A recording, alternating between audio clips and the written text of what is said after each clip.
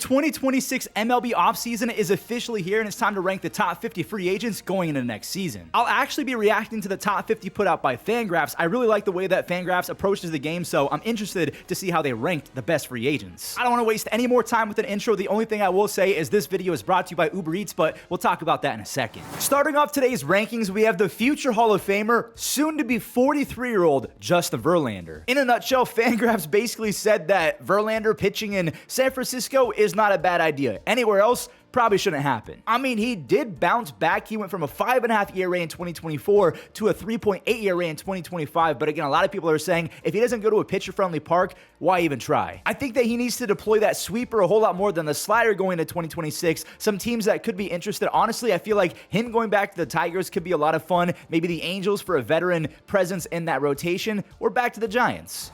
Just ahead of Justin Verlander is Zach Littell. We know that he was with the Rays. He ended up with the Reds. He's at number 49. Since 2024, Zach Littell has a combined 3.7 ERA, which is pretty respectable. 2025 was a little bit weird because he wasn't striking out as many guys. He went from an 8.1 to only a 6.3, but he dropped the hits per nine from 9.4 to 8.4. He doesn't walk anyone. He gets guys to chase, but he doesn't really get whiffs inside the zone. If he can go to a team that unlocks that, I mean, more power to him. I told people heading into 2025 that Tyler Mahle was going to be a bounce back candidate, and he did exactly that. He bounced back. In 16 starts, Mahle turned in a 2.1 ERA. His splitter and cutter were some of the best in their class. I mean, on his split finger, he held opposing hitters to a 196 batting average and a 24% whiff rate. The biggest problem with Tyler Mahle, he doesn't stay healthy enough to really justify giving him a bunch of money, but his talent, it's insane. Don't worry, I don't think he's going to end up a Dodger, although they do love their split finger pitchers. I feel like teams that could be interested are the Cubs, the Angels, the Mets, the A's, the Marlins. Literally everyone should be interested in Tyler Mahle. Okay, this is my first disagreement so far. At number 47, Fangraphs has Kyle Finnegan. I would for sure take Tyler Mahle over Kyle Finnegan. Now, maybe I'm not being fair because the Nationals didn't really know how to develop this guy. When he went to the Tigers, they completely fixed him. He cut the hits per nine in half. He dropped the walks. He increased the strikeouts from 7.4 to 11.5. But then in the playoffs, when it mattered the most, he only had 3 strikeouts in 7 innings, and the hits were back up. So didn't love that. Honestly, I wouldn't mind him in a Guardians uniform or a team that already has a solidified closing role. I don't think he's a closer anymore. A few years ago, Hobie Milner was one of the best relievers in baseball. Back in 2023, Hobie had a 1.8 ERA in 64 innings, which is crazy good. Since that point, he's not been able to miss bats as often. He has a negative 1.2 WAR with a 4.3 ERA, and again, the hits, they've gone up every single season. I guess him being a lefty specialist is a big reason why he's higher than a Kyle Finnegan or a Tyler Mahle. I don't agree with this, but that's just me. Teams that could be in play, I'm just going to focus on one, the Yankees. That's my prediction. Ooh, staying with the Yankees and relievers, Luke Weaver is up next at 45. The pitching coach for the Yankees, Matt Blakes, deserves a Medal of Honor for fixing this guy because he went from almost being out of baseball to being one of the best relievers in the game. I'm not sure what happened to his cutter in 2025, but it severely regressed. Luckily, he still has a great fastball and a changeup. I really like the Padres because they're always in on every free agent, and Robert Suarez opted out, and Mace Miller could be going back to the rotation with Yu Darvish out for the season. Maybe the Blue Jays, maybe the Diamondbacks, maybe the Tigers. There's going to be a lot of people in on Luke Weaver. Emilio Pagan is coming off his best season since 2019, and he set a new career high in appearances and saves, so his lowest ERA in years while also pitching the most. Pretty good. The best part about 2025, Emilio Pagan, even though he's going to be 35 years old, he somehow increased the fastball velocity and he was able to tunnel it with his splitter. He's weird because he doesn't get hit hard, but he also has a home run issue. Just like Kyle Finnegan, I don't think Pagan is going to get big money or be a closer, but for a rebuilding team that needs some relief innings, I like it. And then they can just flip him at the deadline if he shows up. Not bad. We have another reliever. Wait, Caleb Ferguson is only 29 years old? I thought Caleb Ferguson was way older than that. A lot of people have that same opinion about Kyle Schwarber, who we'll talk about. People think that he's old. He's younger than Bryce Harper. Anyways, I digress. Caleb Ferguson has been one of the more inconsistent relievers in terms of run prevention, but the strikeouts have always been there until last year. Then out of nowhere, he drops the walks in 2025, but the strikeouts 11.1 in 2024 to a 7 in 2025. But just like good framing defensive catchers, lefty specialists who can strike out some guys, they're always sought after. He's going to get a bag.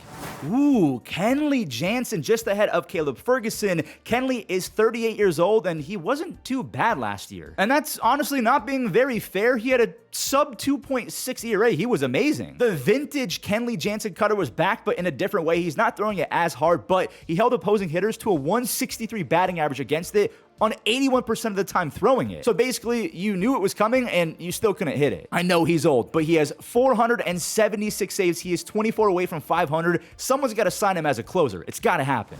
The 41st top-ranked free agent heading into 2025, one of my favorite names in baseball, Shawn Armstrong. I mean, come on, he's a guy who throws baseballs for a living, and his name is Armstrong. He had a 2.3 ERA in large part because he doesn't get hit very hard. He avoids barrels. He doesn't walk a lot of guys. He's got great extension, which allows him to strike out a few guys as well. He's good. He even got some closing opportunities last year, 9 saves. Do you think that he should continue in that lane or just go back to being a middle-of-the-pack guy? Just cracking the top 40, we have a guy who hasn't pitched in Major League Baseball since 2021, Cody Ponce. Could also be Ponce, but I don't know. It's been a while. Cody recently transitioned from the NPB to the KBO and everything changed. According to Fangraphs, he upped his conditioning. He added 2 miles an hour to his fastball, and from there, he started dominating with more split-looking off-speed pitches because, of course, splitters, they dominate overseas. He had a sub 1.9 ERA in 180 innings and struck out almost 40% of the hitters he faced while walking just 6. Remember, he's 6'6" and throws 97. This could be fun. This is where I like Fangraphs because they really get into the thick of things and the weeds of players that we might not think about. I love this pick.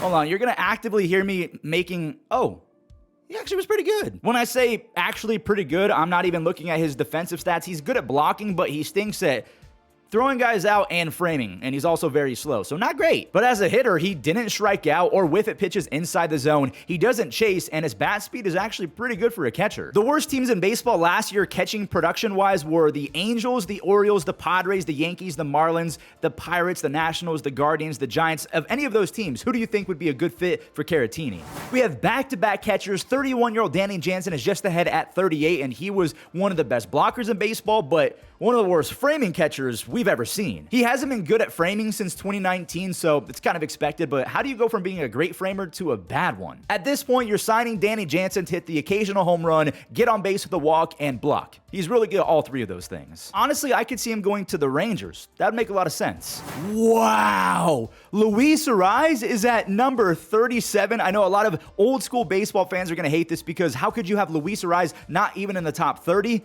Let's talk about it. Fangraphs said that it's awesome that Arraez doesn't ever swing and miss. He only swung and missed 65 times over 154 games. That's wizardry. But then they brought up the fact that he's walking less and he's hitting the ball softer and softer. And he's also terrible defensively at first base or second base. Wherever you put Luis Arraez, he's going to be a butcher defensively. 2022 to 2023, Luis Arraez, yeah, he's probably in the top 20, but he's not been the same guy. He went from a 445 slugging between those 2 seasons to a 392 slugging. Just not really good enough for a guy who's going to play first base. With all that being said, I still want to say I feel like 37 is a little bit too low, and there's plenty of teams in baseball, like playoff contenders, that are going to want Luis. Lucas Giolito, just like Justin Verlander, he had a pretty good comeback season. And it's not like we saw some scrub go from being awful to good. Lucas Giolito back in the day was one of the best pitchers in the entire American League. Some people say that was aided by sticky stuff, but regardless, he went from a 5 ERA the past 2 seasons to a 3.5 ERA in 2025. I have a sneaky feeling the Royals are going to be involved because they just let go of Michael Lorenzen. Maybe the Padres, now that Yu Darvish is out and they can keep Mason Miller in the bullpen, that could be fun. Where do you think Lucas Giolito ends up?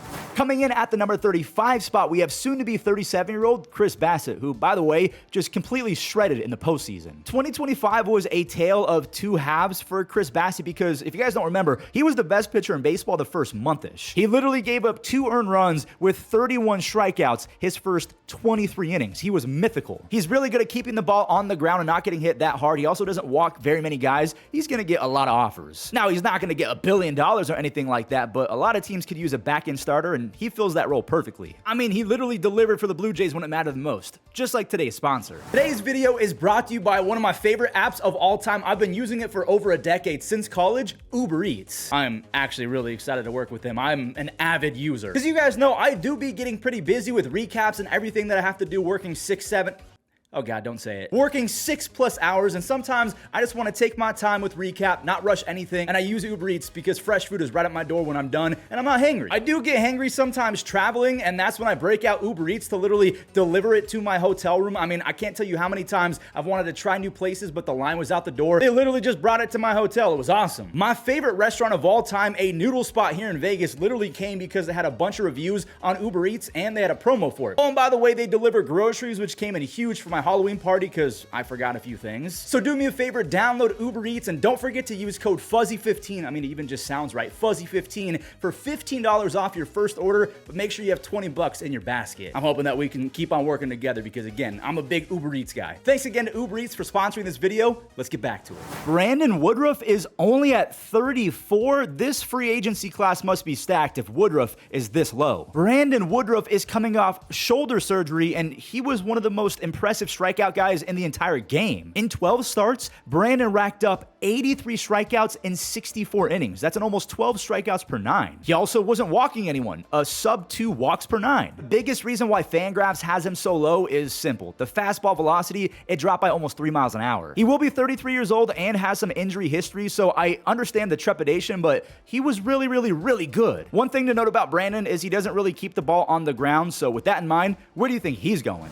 I was absolutely shocked that the Braves chose not to trade away Raisel Iglesias for this exact reason. He's now a free agent, so they're getting nothing for him. Same with Marcell Ozuna. Like, they were not going to make the playoffs. Why didn't they offload these two? Raisel even at one point lost his closing role, but he fixed himself towards the middle of the season. His final 43 innings, he allowed just 1 home run with a 1.25 ERA and converted 21 of 22 saves. So yeah, even at 36 years old with the fastball velocity kind of dipping, he's still really good. I don't agree with that ranking at all. I feel like Brandon Woodruff is way more valuable and better than Raisel, but that's just me.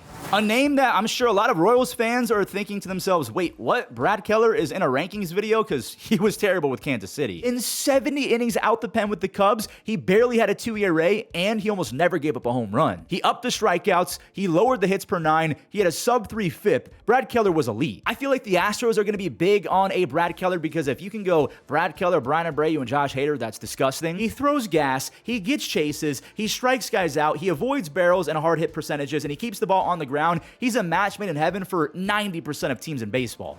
We brought up this guy a few moments ago when we talked about Raisel Iglesias. 35-year-old DH Marcell Ozuna. He's a free agent. 2025 was still productive for Marcell. He had 21 home runs and a near 360 on base, but the slugging, it almost got cut in half. Okay, I'm being a little bit dramatic, but Marcell barely cracking a 400 slugging percentage, not great. That was in large part because his barrel percentages and exit velocities went skiing. They went down. His eye did get better in 2025. He didn't chase as much and he walked 16% of the time. Just send him to Colorado. The Rockies were the worst team in baseball last year when it comes to DH production. Maybe the Pirates, I don't know. Do you believe in soon-to-be 35-year-old Marcell Ozuna? Would you want him on your team? Hold up, they have JT Realmuto, the former best catcher in baseball, at 30. Well, at least he cracks the top 30, but let's see why he's so low. They notated that he's going to be 35 years old, and over the last 10 years, he's caught 25% more innings than anyone else in baseball. They did say that he's the best free agent catcher on the market by a country mile, but him being in his mid-30s and his glove slowing down a little bit, I mean, it doesn't really add up to him being in the top 20. I know he's not going to be a 30-double, 25 home run guy anymore. Those days are gone, but JT's still very good overall. My prediction is that he's just going to go back to the Phillies, but do not discount the Padres. They are losing a lot of guys, and AJ Preller is a madman, so expect the Padres to be in play, maybe even a team like the Rangers. Just ahead of JT Realmuto, we have 30-year-old Ha-Sung Kim, and I genuinely was shocked by Ha-Sung Kim opting out. Just like I was surprised that Shane Bieber opted in. He left a lot of money on the table, but that's a different story for a different day. The big question about Ha-Sung Kim is what is his athleticism going to be looking like heading into 2026? Can he still be the same defender of past? I mean, we're talking about a platinum level type guy and also someone who could steal 38 bags. Remember, he had 17 home runs and 38 stolen bases 2 years ago. Teams like the Tigers, the Brewers, the Guardians, they all have youngsters at shortstop right now with a ton of talent and a high ceiling, but it hasn't really worked out just yet. Imagine if Ha-Sung Kim was on one of those teams. But in my little fuzzy opinion, he's just going to go back to the Braves. Coming into 2025, I would have thought that you were insane for ranking Jorge Polanco over Ha-Sung Kim, but after what we saw last year, It makes sense. This is why I love Fangraphs because, again, they get into the meat and potatoes of why guys bounce back. They notated that Polanco changed his hitting guy, he closed his stance, and he tweaked his attack angle and went crazy. He had a 132 WRC+. The downside to Polanco is, can he play defense routinely? He's had 2 surgeries on ankles. He had a patellar tendon surgery on his left knee. Like, he's basically metal from the waist down. He might profile as a DH because he did have almost 90 starts there this past season. I'm going to throw this out there just because it's crazy. If the Phillies lose Kyle Schwarber, they have to sign Jorge Polanco immediately. In 30 at-bats in Citizens Bank Park, Jorge Polanco hits .393 with a 1.1 OPS. And if the Guardians GM is listening, Chris Antonetti, please consider Jorge Polanco. He hits .290 with a 900 OPS in 200 at-bats in Cleveland. I feel like we all kind of knew that Ryan O'Hearn was one of the better DHs in baseball last year, but did you guys see how good he was defensively? Ryan O'Hearn turned in a 6 outs above average defensively at first base. I know a lot of people don't care about defensive first baseman. That's a lot of first. But remember, this is the same guy who hit .281 with 17 home runs and a near .370 on base with an OPS above 800. Takes his walks, he plays defense, and he's got some pop. That's very valuable for a first baseman. The Diamondbacks on paper make a lot of sense because I don't know if Tyler Locklear is the guy. The Giants are probably going to be in play unless Bryce Eldridge really just owns first base. You also have the Red Sox possibly in place if they don't fully believe in Tristan Casas getting healthy again. And also now that Luis Ariz is leaving, maybe he just goes back to the Padres and plays his primary position. We're almost to the halfway point of today's video. By the way, if you guys forgot, I know a lot of you guys on TV just watching. I appreciate that, but don't forget to leave a like. Just missing out on the top half, Harrison Bader, this dude went nuclear. He hit all the red buttons when he joined the Phillies. I agree with Fangraphs. They simply had this sentence: the idea of Harrison Bader who swings a dangerous bat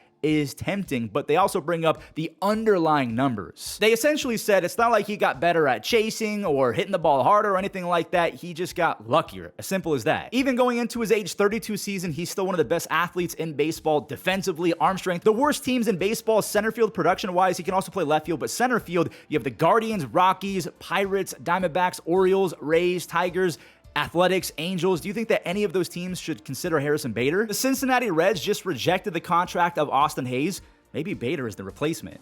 And with that, we are halfway through today's video. We have a reliever, 35-year-old Tyler Rogers. I got a question for you guys. Do you think that Tyler Rogers is most known for throwing submarine or for being the twin of Taylor Rogers? He should be known for his statistics on the field because they are otherworldly. As a submariner, Tyler Rogers turned in a 1.98 ERA last year in 81 games. Because he throws so slow, he kind of negates the bat speeds and exit velocities of big-time hitters. So not only does he keep the ball on the ground, but he doesn't walk anyone, and when it does finally get hit, it's not hit very hard. As much as I want him to stay with the Mets, I just think it's a really good landing spot for him. The Dodgers, this is the first time I really brought them up. They're going to throw everything at this guy. Same with the Yankees, same with the Cubs, same with every contender in baseball. Back-to-back Mets relievers that weren't Mets to begin the season but got traded there. Tyler Rogers excelled with the Mets. Ryan Helsley fell off a cliff. Strikeouts dipped. His walk rate went up. He surrendered to harder contact. He had a 7 ERA. He was tipping his pitches. It was all bad with the Mets. Remember, though, in his first 36 games, he had a 3 ERA with a 10.3 strikeouts per 9. And from 2022 to 2024, he was a 2-time All-Star with a combined 1.8 ERA with 225 strikeouts in 167 innings. Ryan Helsley is a dog. Let me know what you guys think. Would you have Tyler Rogers ahead of Ryan Helsley, or do you think that these relievers are ranked too high? If I made this video a year ago, obviously Devin Williams would not be in the video because he wasn't a free agent, but let's say that he was, he'd be in the top 10 for sure. Seeing Devin Williams at 23 is kind of surreal. Surreal because a lot of the metrics like chase rates, whiff rates, K percentages, hard hit percentages, ground ball percentages, extension, it was all very, very, very good for Devin. Again, it was just a weird year from Devin. He had an almost 5 ERA. He lost the closing role, and at one point, Yankees fans were kind of asking themselves, did this guy even care? The biggest difference that I can find is the batting average against his fastball was at 111 in 2024. It still wasn't very bad in 2025 at 204. Also, the slugging against his changeup regressed. So when you're giving up more home runs and extra base hits with runners on base after walking them, you're going to have a bad year. But he's still Devin Williams, and he's already kind of selling himself to the Yankees he wants to go back. We are closing in on the top 20, and these names, they're just getting better and better. After what we saw from Devin Williams and Robert Suarez last year, it's only fair that Robert is just ahead of Devin. But just like Devin Williams, he kind of had an unlucky year, but even with him being unlucky, he was still insane. I say unlucky because he dropped the hits per 9, the home runs per 9, he didn't walk as many guys, he struck out more guys, but his ERA went up from 2024. With all that being said, he had 40 saves after turning in 36 saves. He's one of the best in the biz. I really want him to go back to San Diego so I can see if the Padres, with the loss of Yu Darvish, put Mason Miller in the rotation. I'm being selfish. Whoa, our first overseas player, Japanese star Kazuma Okamoto. According to the scouting reports, he hits for power and average. He doesn't strike out, and he consistently posts double-digit walk rates, so reminds me a lot of Alejandro Kirk. According to the Zips projections, they are projecting Kazuma to have 20 home runs, a 340 on base, and a 2.5 WAR. He really likes pulling pitches, so take that for what you will. I've been really impressed with the overseas talent over the last few years, and I'm just kind of crossing my fingers that Okamoto goes to a playoff contender and he goes crazy. Okamoto just misses out on the top 20, and right ahead of him is another Japanese player, Tatsuya Imai. This guy shreds. Tatsuya is considered to be the best pitcher that is coming over to MLB this year, and he posted a 1.92 ERA with a lot of good numbers behind the scenes. He's got strikeout stuff, he doesn't walk a ton, and he doesn't give up home runs. Any big league team could use a guy like that. Scouts have said that because he has a whippy, sort of loose athletic arm, that there's still some velocity in the tank and even more action on his 5-pitch mix full of splitters and off-speed pitches. He will have some competition in the free agency market with guys like Zach Gallen and Michael King, who we haven't talked about yet, so we'll see how much he gets.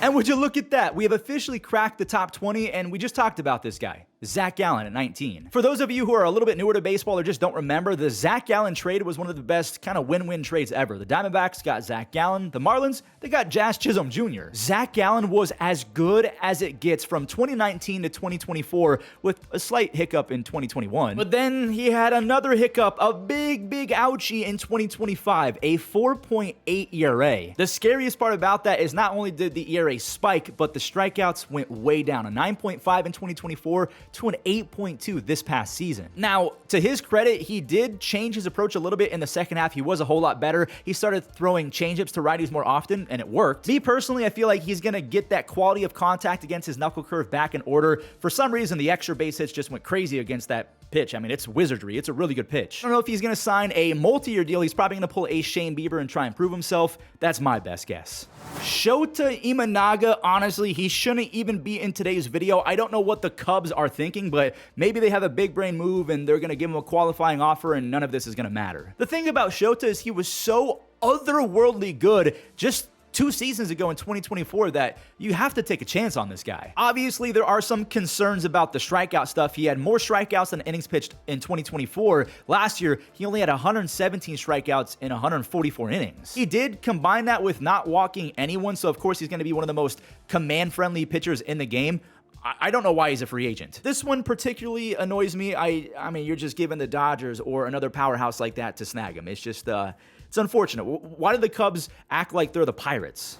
Merrill Kelly. No, I do not think that Merrill Kelly is better than Shota Imanaga or Zach Gallen, but maybe I'm disrespecting Merrill Kelly. Merrill is one of those guys that's very Aaron Nola-esque, where every other year he's good, but in between he's not great, and he kind of had that in one season last year. In the first half, Merrill turned in a 3.2 ERA with an 8.5 strikeouts per 9. Very good. 2 thumbs up from your boy Fuzzy. But in the second half with the Rangers, he let them down. A 4.23 ERA while the strikeouts cratered and the hits per 9 ballooned. He's 37 years old, or going to be 37 years old. I just don't understand how you can put him ahead of guys like Gallen or Shota, aside from the fact that Merrill is an innings eater. I mean, you're basically guaranteed to get 175, 180 innings. I would definitely move him down, but that's just me. But maybe he has some super fans out there. Would you want Merrill Kelly on your team? Do you believe that he can bounce back after a bad second half? Michael King. Oh, here we go. I'm rubbing my hands together for this one. He is so good. Michael King is essentially Kroger's Walmart version of Corey Kluber, which is a compliment to him. His sinker and sweeper movements are the best from a righty that I've seen since Klubot. I'm chalking up 2025 to him just not being able to find consistency because he was pretty much hurt the entire year. As a starter in 2024, Michael King had a 2.95 ERA with a 10.5 strikeouts per nine. He was literally top 7 in Cy Young Award. And the year before that with the Yankees, when he first started trying out being a starting pitcher, do you guys remember how good he was? In 9 starts, he had 51 strikeouts in 40 innings with a 2.2 ERA. He's been insane for over a year and a half now. I'm a big Michael King guy. Again, maybe it's because of my Cleveland bias and he reminds me of Klubot from back in the day. I want him back with the Padres, but also the Orioles. Man, that would be fun. The Mets, the Cubs, the A's. I mean, these are some teams that have been known to spend some money. What if they get in on the action as well? Maybe the Cardinals? I keep forgetting that Gleyber Torres is a free agent yet again. He's at the 15 spot. Hold on, I gotta pull up his baseball reference page because wasn't he an all-star this season? He was. I do have to be the bearer of bad news though. Gleyber sucked in the second half. He only hit 223 with a sub 660 OPS and against righties. He had a 690 OPS on the season against them. That's bad. He's definitely one of those juiced baseball merchants. We're never going to see Alex Bregman or Cody Bellinger or Christian Yelich or Gleyber Torres ever get close to 40 home runs ever again. But at least with Gleyber, you're going to have one of the best eyes in baseball. He takes his walks. He doesn't strike out. He doesn't chase. He just doesn't swing the bat very hard anymore. Defensively, I mean, if you were to look at his defensive photos, you might as well just Photoshop bricks onto his hands because he's not good and he's never going to be good. This might be blasphemous, but I actually would rank him behind a Michael King. I don't think that Gleyber's he's not bad, but he's not that good anymore. He would be a great fit for the Royals if the Mariners end up losing a Jorge Polanco or just don't have someone else to play second base in their farm system. Gleyber would be great as a Mariner. He also was great as a Tiger. I fully enjoyed watching him out there with that full beard and just seeing him do his thing. That was fun. Whoa, Trent Grisham. Wow, I know that he was great offensively. I have some question marks about Trent Grisham. I know I'm just kind of being negative over the last minute or so, but I got some question marks about this guy. He's kind of iffy defensively, which is weird because he went from a platinum defender not too long ago to I don't think he should be a center fielder anymore. He's much better in left or right. I'm being dead serious, by the way. I just don't know if he's cut out for that specific position, but he did go off for 34 home runs with a 350 on base and an 812 OPS. Him in left field would do numbers for a bunch of other teams. But Trent has a legit superpower. His eye is one of the best in baseball, like one of the best up there with Carlos Santana of the last half decade. He doesn't chase pitches outside the zone. He walks 14% of the time, and when he makes contact, he barrels it up and he hits it pretty hard. I'm kind of afraid that the Dodgers are going to swoop in, but other teams that had some awful left field production, again, I don't think he should be a center fielder anymore. The Royals and the Dodgers had the worst production from any left fielders. You also have the Diamondbacks, the Padres, the Astros, the Reds, the Phillies. Imagine him on the Phillies, maybe even the Giants. The 13th top-ranked free agent going into 2026, Eugenio Suarez, just like Merrill Kelly, his 2025 was a tale of two halves. Honestly, you could even say 3 because Eugenio was great with the Diamondbacks, not very good with the Mariners, and then that grand slam in the playoffs, I mean, that was magical. It really breaks my heart to see how he's regressed defensively. In 2023, he was at 11 outs above average. Then it went to 3, and then it completely flipped. He was at -6 last year. We can't ignore what he did in the second half with the Mariners. 13 home runs in 53 games is cool, but he hit 189 with a 255 on base. Those are Yankees Joey Gallo numbers right there. So the upside is Gino has been a 49 home run guy twice in his career. The downside, he's getting worse defensively, he's old, and he strikes out way too much. I'm not going to fully guarantee, but if I had my own money on where he was going to go, he's going to go back to Arizona. Just missing out on the top 10, Munetaka Murakami. This dude has a chance of being a monster. Yes, another Japanese superstar is making their way over, but Murakami has been one of the most highly anticipated because we saw him in the World Baseball Classic, and he was insane in MLB The Show 23. I know it's a fictional card, but it was still one of those cards that raked every time you used them. And for good reason. At 22 years old, Murakami hit .318 with 56 home runs and 118 walks. He had a .458 on base that year. This past year in 2025, he hit .286 with a .392 on base and 24 home runs in 69 games. He's gonna strike out, obviously, at 180 strikeouts in just 143 games, but he's gonna take his walks, and defensively, there's not much there to really look forward to. But if he projects as the next Kyle Schwarber, obviously you're going to want him. He'll be 26 years old in February. I need you guys to let me know in the comments. What are your predictions for Murakami going forward as a big leaguer? The Dodgers, the Yankees, the Mets, all of the big spenders in baseball, I expect them to be in on this kid. And he doesn't have to sign a Roki Sasaki deal because Roki came before he turned 25 years old. Now that Murakami is 25, he can sign for whatever he wants. He's a free agent. As a Guardians fan and a lifelong Cleveland fan, I can simply say I've never seen a turnaround like Josh Naylor in 2025. This guy literally turned into Ricky Henderson. Obviously, Josh Naylor doesn't have the sprint speed of Ricky Henderson, but Josh Naylor, as a first baseman, stole 30 bags. He had 29 doubles, 20 home runs, and 30 stolen bases. One of the handful of first basemen in the history of our beautiful game to have a 20-30 season. And by the way, 19 of them came in his final 54 games as a Mariner. So in 2024, as a Guardian, he had 31 home runs and 108 RBIs. The next year, he hits 295 with those 20 home runs, 30 stolen bases, and a 130 OPS plus. And then he compounded that with a sick playoffs. He had 3 home runs and 5 RBIs in 12 games while hitting 340 with an almost 970 OPS. So he was back to being the Josh Naylor that we saw in 2020 against the Yankees. Also should throw out there that defensively, he had 2 outs above average, so he's easily one of the best first basemen in the game. Of all the teams in baseball, which do you think Josh Naylor is going to end up with? I'm actually curious what you guys have to say about this. We have made it to the top 10 free agents. Edwin Diaz, aka Sugar, he starts us off. Edwin Diaz has turned in some of the most mind-bending relief seasons we've ever seen, and he's done it multiple times throughout his career, and 2025 was no different. He had a 1.6 ERA with 98 strikeouts in 66 innings, and he had 28 saves. Mind you, this is the same guy that had 57 saves in the same year that he had a 1.9 ERA with a 15.2 strikeouts per 9. 2 years after, he had a 1.7 ERA with a 17.5 strikeouts per 9. 2 years later, had a 1.3 with a 17.1. Edwin Diaz is one of the nastiest pitchers in baseball history, even like one of the nastiest athletes ever created. Like honestly, if we're just talking about being the best at your role in sports history, Edwin Diaz and strikeouts, I mean, it's cream of the crop type stuff. There's no way he leaves the Mets. Absolutely no way. I'm almost not even gonna get into other teams that could prime away. It's not gonna happen unless you guys think I'm off my rocker. Do you think that Edwin Diaz is gonna get pried away? I don't think it's happening, but if he does, where's he going? I fully agree with him being in the top 10. He's that good. Number 9, Ranger Suarez, one of the most clutch postseason pitchers I've ever seen, and honestly, if you look at the stats, this game has ever seen. And just in case you think I'm being dramatic, in 43 innings for his career as a postseason pitcher, Ranger has a 1.48 ERA. He's been nuts. He has a combined 3.3 ERA over his last 310 innings. He's not going to wow you with an 11 strikeouts per 9, but he does miss some bats. What do you guys make of Fangraphs putting Ranger Suarez at number 9? Do you think that this is fair? Too high? Too low? Too low.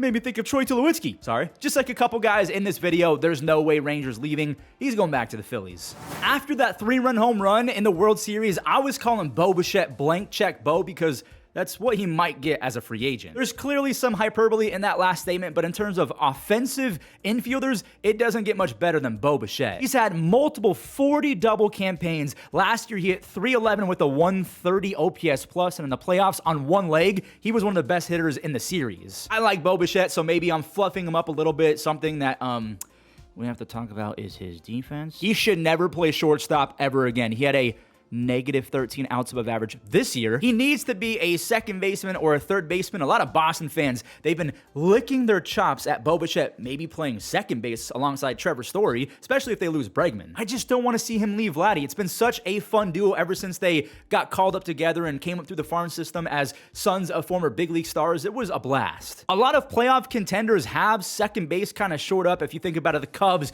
the Brewers, the Diamondbacks, the Rangers, the Mets. I mean, actually not really the Mets. The Giants would make a lot of sense. The Blue Jays obviously would make a lot of sense if Bo was just at second base and a rotating DH. I mean, that could work. Polar Bear Pete is just ahead of Bo Bichette and Pete Alonso.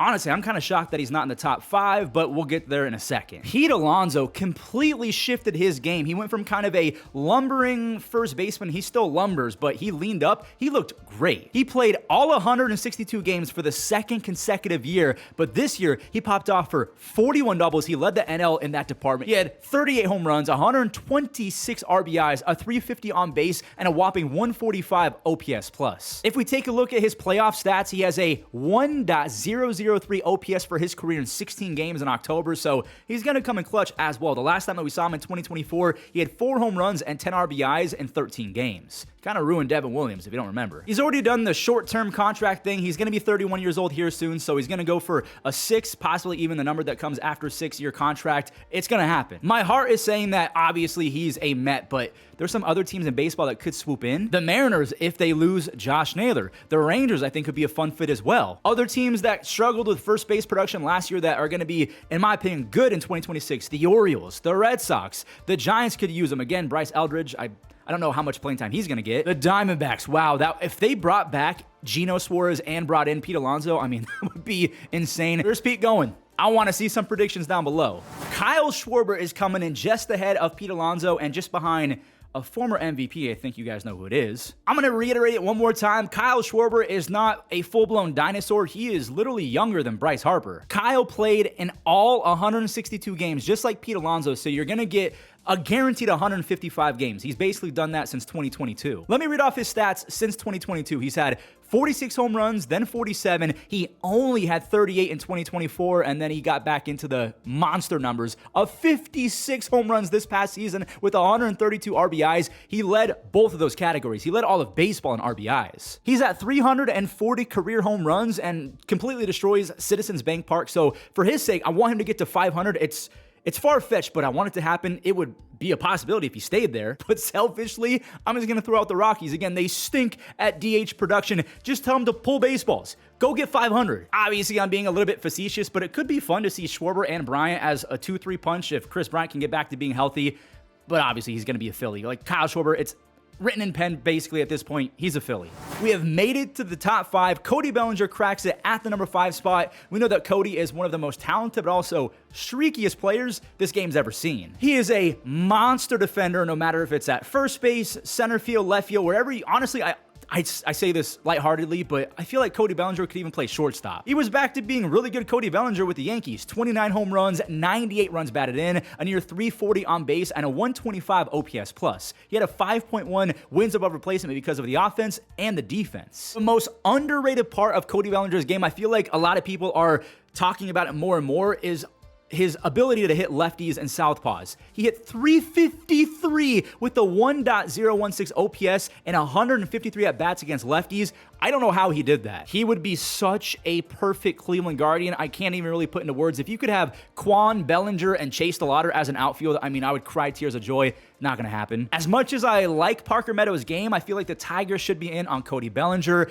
Same with the Rays, same with the Orioles, same with the Diamondbacks, with Alek Thomas just not being able to find his swing. The Yankees make sense. I feel like the Mets make a ton of sense as well. Mullins, he's a free agent. By the way, Cedric Mullins wasn't even in this video. I'm going to spoil it now. I can't believe how far he's fallen from grace, but Bellinger would be awesome as a Met. Framber Valdez has a Yankee written all over him, and I say that with stats in mind. I'm not saying that he's going to shade the Astros and go to their arch nemesis. He's just one of the best ground ball pitchers in the game. And what do you need in Yankee Stadium? A ground ball pitcher. That's why they love Max Fried. It still blows my mind that the Astros got this guy for what, 15 grand a few years ago.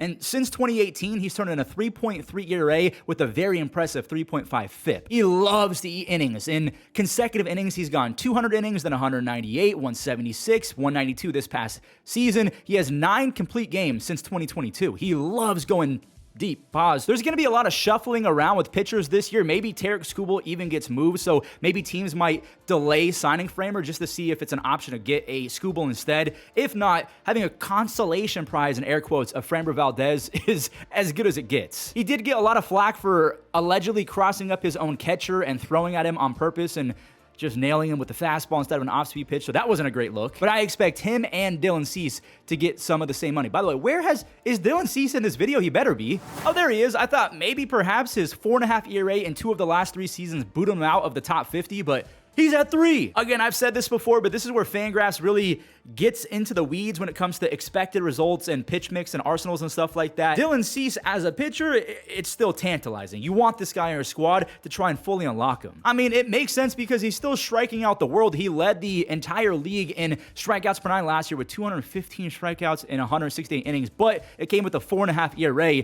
They're trying to channel the 2022 Dylan Cease, who had a 2.2 ERA in 184 innings, but again, he led the league in walks. Kind of the same thing this year. He didn't lead it, but he had almost 4 walks per 9. His biggest issue is not being consistent with the hits per 9. He goes from a almost 8 to a 6.2, then an almost 9 to a 6.5, and then in 2025 an 8.1. I'm going to turn this to you guys. Who do you think is going to acquire the services of Dylan Cease? Do you think that he's going to go back and be a Padre, or maybe he goes to a surprise team? Sandwiched in between Dylan Cease and our final player, we'll talk about this outfielder in a moment. We have Alex Bregman, the number 2 best free agent according to Fangraphs. Alex Bregman was going to get top 5 MVP votes if he had just simply stayed healthy through the first 51 games of his Red Sox tenure. He had 17 doubles, 11 home runs, 35 RBIs, basically hit 300 with a 385 on base and a near 940 OPS. Those are juggernaut numbers from a third baseman who can also play his position. He just won a Gold Glove. From there, the power kind of got zapped. He only had 7 home runs and a 386 slugging his final 63 games. That is very worrisome. But we're talking about a guy who has a career 132 OPS plus. He's approaching a 50 WAR. That's wins above replacement. He's closing in on 800 RBIs. I mean, Alex Bregman is one of the more well-rounded players in the game right now. When healthy, he's a walking 5.6. At his peak, he had an almost 9 wins above replacement season. Again, that was back in 2019 when he popped off for 41 home runs. He hasn't even got past 26 since that point, so he's kind of a juice ball merchant, but he's still very good. Bellinger is in that same conversation. He's a juice ball guy, but that doesn't mean that they're bad. They're not going to hit 40 home runs again. Bregman had 3 outs above average defensively. He doesn't chase. He doesn't whiff at pitches inside the zone. He doesn't strike out. He takes his walks. He's extremely valuable, and I like him at the number 2 spot. I cannot believe that there's a real possibility that the Cubs, after having a pretty good 2025, could be without Kyle Tucker and Shota Imanaga as soon as the next few months. Like, it's basically being written in stone by all the top reporters that the Cubs are basically saying deuces to Kyle Tucker and that someone else can take him. This is the same Kyle Tucker who had a 179 OPS plus last year with the Astros, and I know he missed a few games with the Cubs this year, but he still had 25 doubles, 22 home runs, 25 stolen bases, a 377 on base, and a 143 OPS plus. He had a 408 on base percentage in 2024. You just can't find guys like this on the side of the street. Like, they have to bring him back, but I guess they're not going to, because the Cubs, their simple goal every single year, this is a direct quote from the owners, Ricketts, they just want to break even. They're not trying to win World Series. Their goal is to break even. It's disgusting. And now, because of the Cubs' wickedness and ineptitude, I really think that Kyle Tucker is going to be a Dodger. He's probably going to be a left fielder, or maybe they move on from Teoscar Hernandez, trade him or something like that. Kyle Tucker as a Dodger makes a lot of sense. He's won Gold Gloves. He finished top 5 in MVP the year before. He had a 179 OPS plus. He had 112 RBIs back in 2023. That led the AL. The guy's ridiculously good. One of my favorite parts about Kyle Tucker is he's a smart hitter as well. He doesn't chase. He doesn't strike out. He walks 15% of the time. He is by far the number 1 free agent in all of baseball heading into 2026. I fully agree with this. He's an absolute stud. And there we have it, the top 50 free agents according to Fangraphs, with a few fuzzy opinions sprinkled in between for 2026. I had a blast making this video. And there we have it. This is probably the biggest video in the history of this channel, so if you made it all the way until the end, I just want to give you a big fat hug. Thank you for supporting me and the game of baseball. Don't forget to leave a like and subscribe if you enjoyed. Also, use code FUZZY15 on Uber Eats. Just make sure you have $20 in your basket. Thanks for watching, and I'll catch you guys in the next one.